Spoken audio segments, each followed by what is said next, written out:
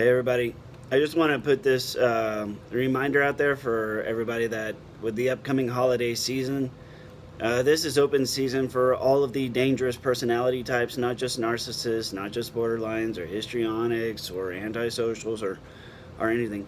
This is open season on from all the dangerous personality types. If you have not read the book Dangerous Personalities by Joe Navarro, I highly recommend it.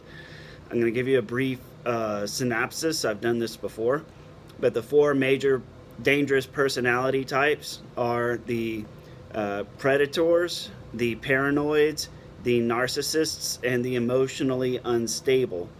The predators are people like the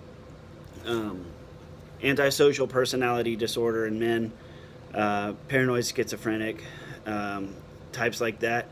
The paranoid types are the ones who think everybody's out to get them, obvious paranoia, etc.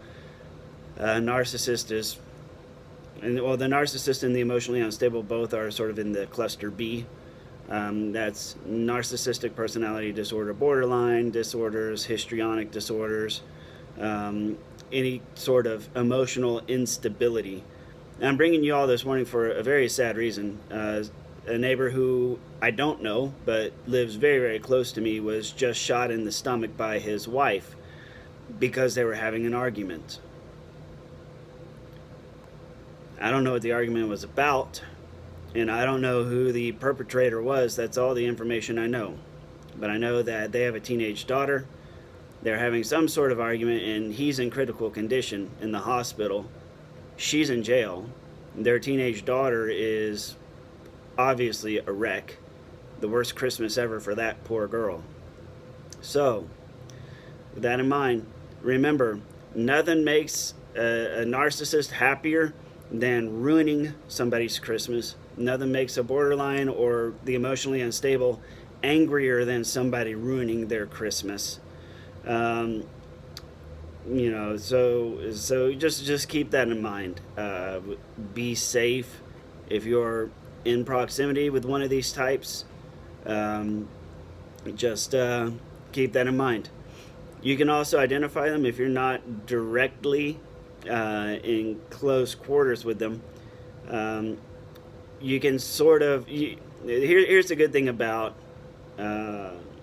dangerous personalities. They're the ones that you hear about from afar. So, for example, if you get a call from your mother saying that your aunt said that your cousin said that you said something, you look at who's in the middle, right?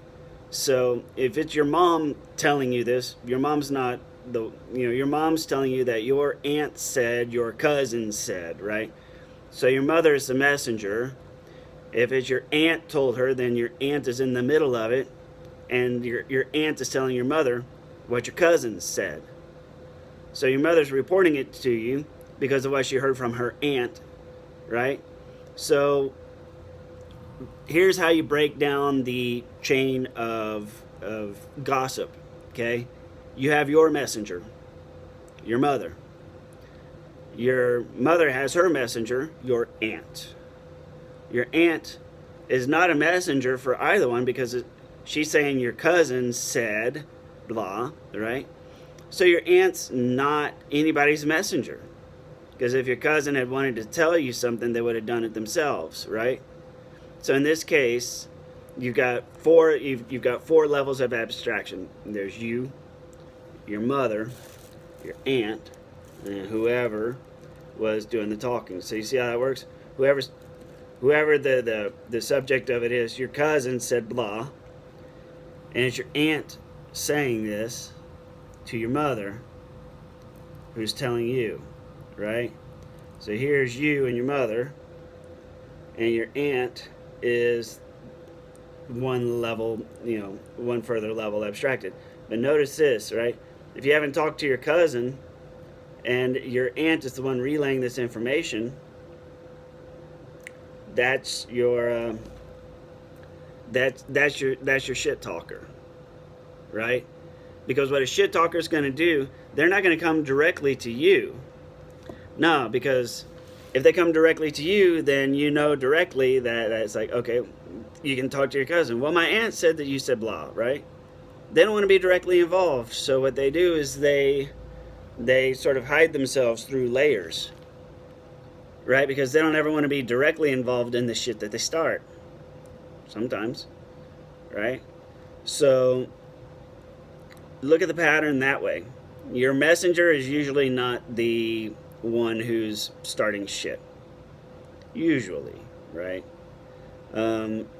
You have to look at who is quoting.